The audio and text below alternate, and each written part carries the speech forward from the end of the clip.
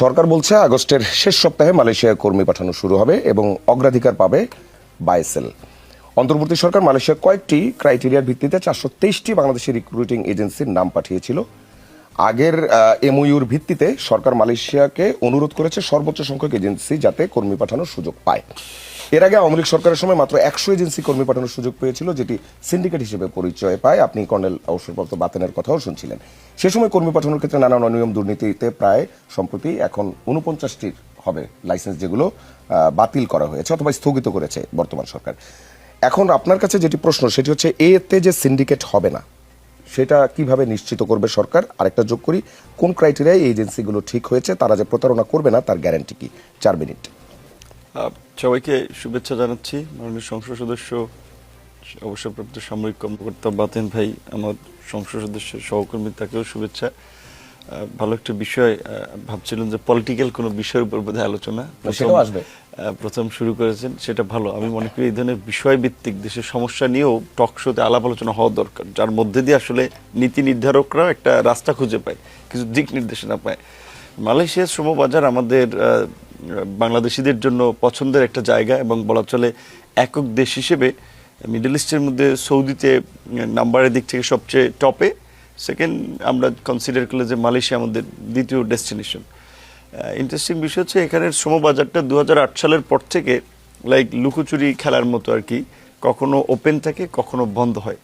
এর পেছনে একটা মানে অনেক ঘটনা জড়িত, অনেক কিছু আছে। সেটা 2008 সালের পর থেকে যদি আপনারা দেখেন, 2008 সালে দীর্ঘদিন বন্ধ থাকার পরে 16তে ওপেন হয়, 16-র পরে আবার বন্ধ থাকে, তারপরে আবার 2022 সালে আপনার 3 বছর বন্ধ থাকার পরে আবার চালু হয়, আবার 22 সালে চালু হয়ে 24-এর 31-এ মে ক্লোজ, বছর দুয়েকের মতো। আবার এখন আমরা চেষ্টা করছি আর কি খোলার।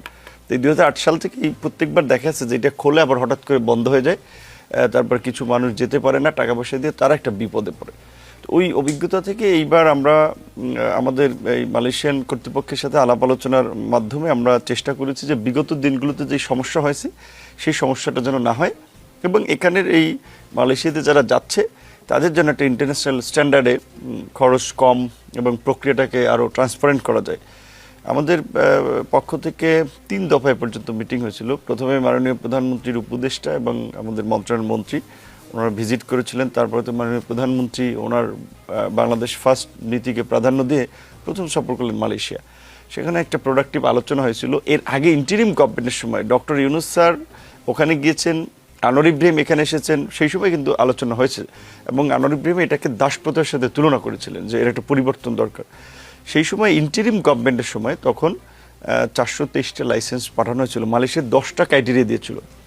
প্রকৃতত 10টা ক্রাইটেরিয়া আমাদের ফুলফিল করে হাতে গোনা 5 থেকে 7টা প্রতিষ্ঠান টিকে, এবং এই 10টা শর্ত দেওয়া হয়েছে, ওখানে একটা প্রভাব তৈরি করা হয়েছিল।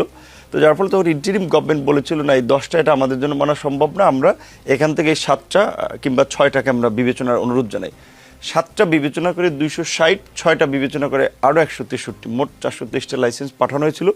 এর মধ্যে যারা বিগত দিনে এই বাজার মনোপলি করা সিন্ডিকেটের সাথে ইনভলভ, ওইগুলো কিছু লাইসেন্স প্রত্যাহার করা হয়েছে এবং আমাদের কাছে বলা হয়েছে যে এদেরকে বাদ দেওয়ার জন্য। সেইটা বাদ দিয়ে বাকি যে লাইসেন্সগুলো আছে তারা এইবার মালয়েশিয়া ওপেন হলে তারা সুযোগ পাবে এবং সেখানে বয়েসেল হচ্ছে মুখ্য ভূমিকাটা পালন করবে। মালয়েশিয়ার বিষয়টা হচ্ছে এই। আরেকটা বোধহয় আপনি সেটা হচ্ছে যে এইখানে এই যে এজেন্সি যেই ক্রাইটেরিয়া নির্ধারণ হয়েছে তারা যে কোনো প্রতারণা করবে না, তাদের দ্বারা যে আমাদের শ্রমিকরা যারা যাবে তারা প্রতারিত হবে না, এটার গ্যারান্টি কিভাবে দিবেন সরকার? এখন প্রকৃত হচ্ছে বাংলাদেশ তো আসলে একেবারে অলিয়া উলিয়ার দেশ এখন পর্যন্ত হয়ে যায় নাই।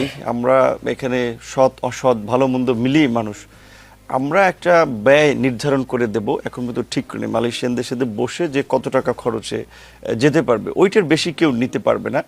সেক্ষেত্রে এবার যেহেতু এই লাইসেন্সগুলো আমরা সেটা যদি অভিযোগ করে যারা যাওয়ার ক্ষেত্রে, তাহলে আমরা তখন ব্যবস্থা নেব এবং আমাদের একটা নজরদারি থাকবে। এবং সরকারের যেহেতু শুরুর দিকে এই মালয়েশিয়া একটা আলোচিত বিষয়, সরকার জায়গা থেকে সর্বোচ্চ সরকারের ইমেজের জায়গা থেকে আমরা চেষ্টা করব এখানে ফেয়ার থাকার জন্য, এবং যারা এখানে আনফেয়ার কিছু করতে চাবে তাদের বিষয়টা ব্যবস্থা নেওয়া বা নজরদারি নেওয়া, যেটা আপনি শুরুর দিকে বলছিলেন যে 49টা লাইসেন্সকে প্রত্যাহার করা হয়েছে। জি।